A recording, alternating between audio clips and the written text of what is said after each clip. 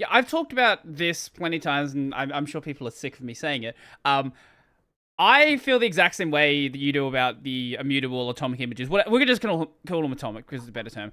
Yeah. I feel like the problem that has existed, and the reason why people do think that they're just not customizable, is there just hasn't been that same level of exposure and same level of documentation on how to do that customization.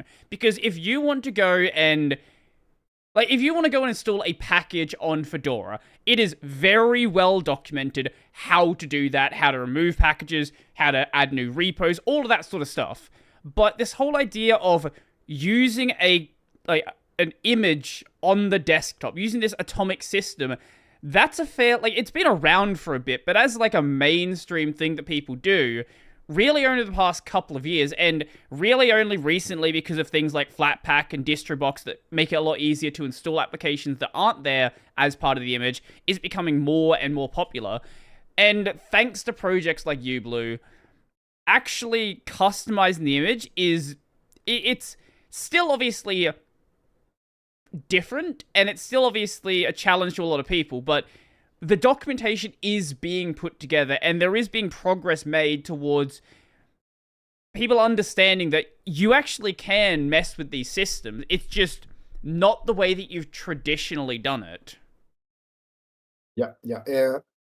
I think the important part, both uBlue and Vanilla, they leverage something that exists in the past, I don't know, 10, 15 years, because Docker images are pretty much the standard in the real work world, right? Mm-hmm. And it's a skill that you can upcycle in the desktop environments thing, so that not doing their own stuff. Mm-hmm. They are just leveraging something that already exists. Is very important for the skill set and the documentation, because when one will search how to do something in Dockerfile, they will find plenty of stuff, whatever, Stack Overflow, Google, DuckDuckGo, whatever. And that's the important part, instead of doing their own whatever, make my image dot py stuff, whatever it is. That's the I think that's the winning point, is upcycling existing skills from the server part, where Linux is pretty much the, I don't know, 90 something percent, something like that. I wouldn't be surprised the number something like that. Yeah. And upcycle it on the desktop, so that you can leverage pretty high, pretty large skill set. Mm-hmm. So I think that's the most important part. I think the immutability, atomicity, and stuff like that they are let's call them good side effects that you find along the way to come to these image-based desktops, right? Because the only way to have an image-based desktop is to actually then be atomic, immutable, and so on. It's like a dependency, right? Mm-hmm. And I think it's just shifting the point of view completely. Mm-hmm. But yeah, you have many, let's say, many good side effects, but then you have to change the perspective on how you do things. Mm-hmm. It's not that you cannot do things, you just have to do things differently. Mm-hmm. Well, on the topic of these atomic systems, I did bring up in there that Distrobox it has changed the way that people are able to actually use these systems. Same with Flatpak. Flatpak obviously has done this as well, but just having full access to a non-atomic system on top of this atomic system, because previously you could obviously do overlays, which then cause issues, because if you have a bunch of overlay packages, especially OS tree, a lot of overlay packages tends to cause the update process to slow down quite a bit.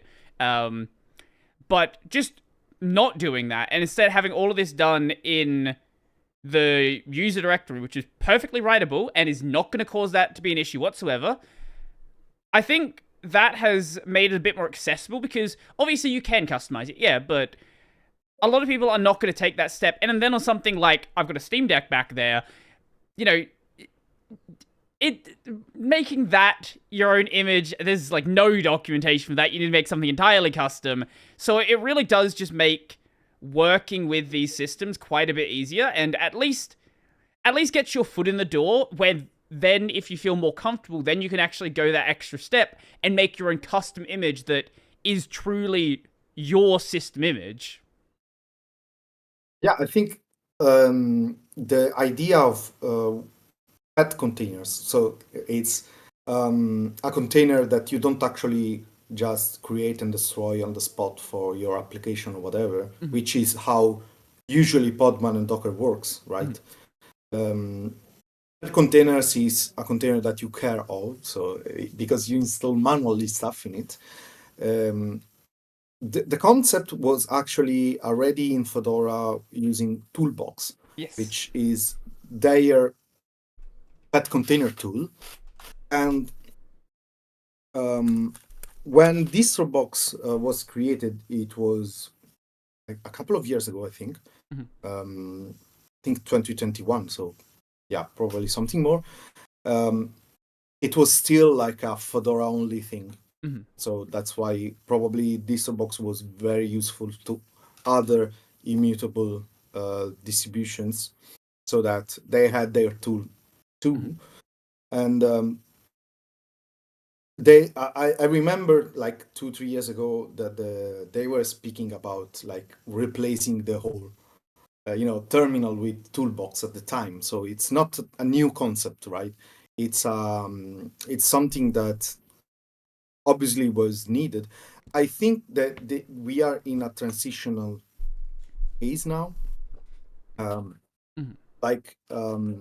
There are various ways where you can work, let's say, around the immutability when you need stuff, Right. to actually get done.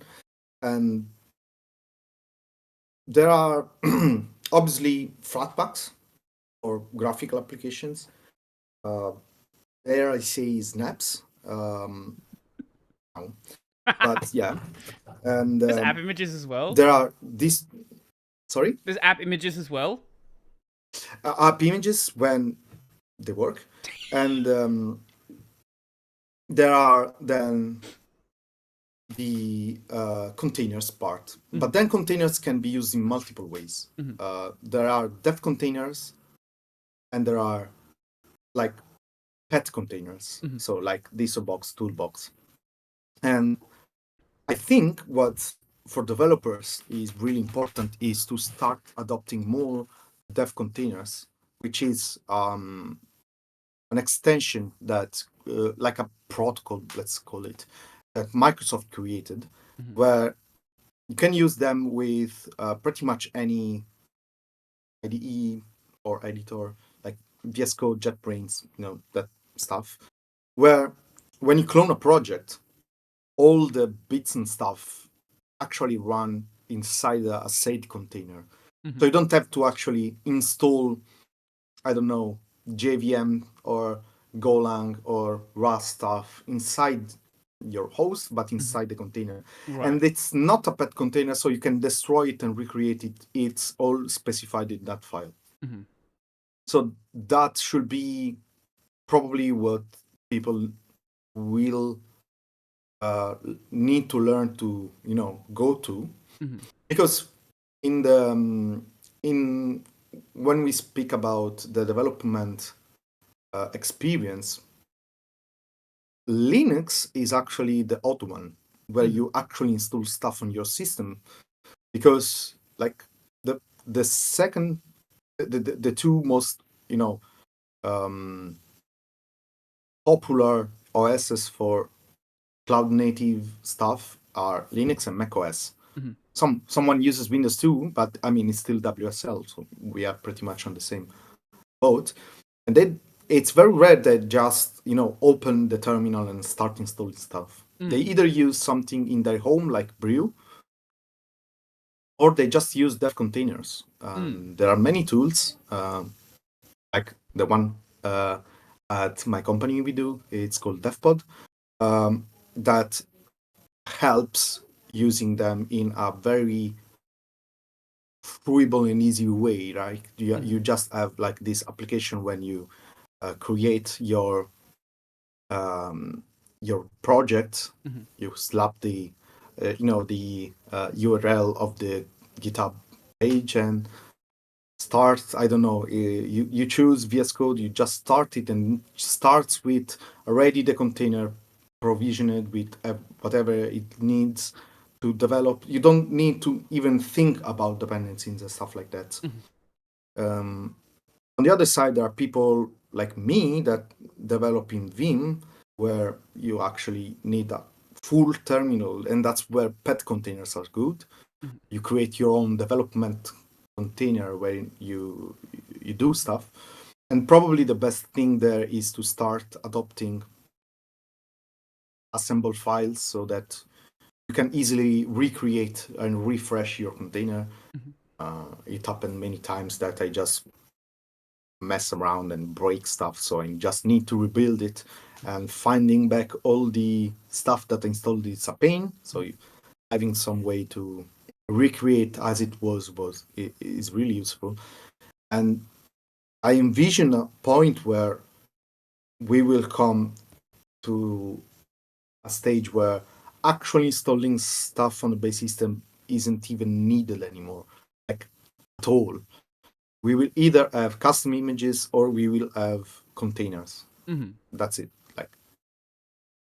So, if I'm understanding correctly, sort of keeping the host system clean of the development environment, because we already do this to a certain extent, right? Where you will install project-specific libraries. Take, for example, like a Python VMF. Like, you will install libraries in, like, for that specific environment. But you're saying take that a step further and move the development tooling completely off of the host and do everything inside of a container. So you don't have cargo, for example. You don't have cargo installed on your host system. It is done entirely in the container, and then all of the libraries are done in that container as well. Yeah.